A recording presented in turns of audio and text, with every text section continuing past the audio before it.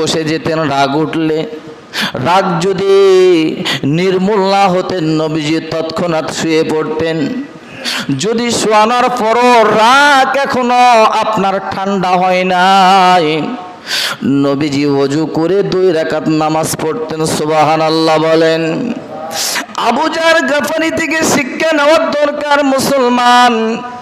যদি কেউ আপনার ক্ষতি করে আপনি তার ক্ষতি করবেন না, তবে হ্যাঁ আপনার যতটুকু ক্ষতি করেছে আপনি ততটুকুই ক্ষতি করবেন, বেশি ক্ষতি করবেন না। বেশি ক্ষতি যদি না করতে পারেন আমার ভাইরা যে পরিমাণের করলো সমান সমান যদি হয় এই পরিমাণ জায়েজ আছে।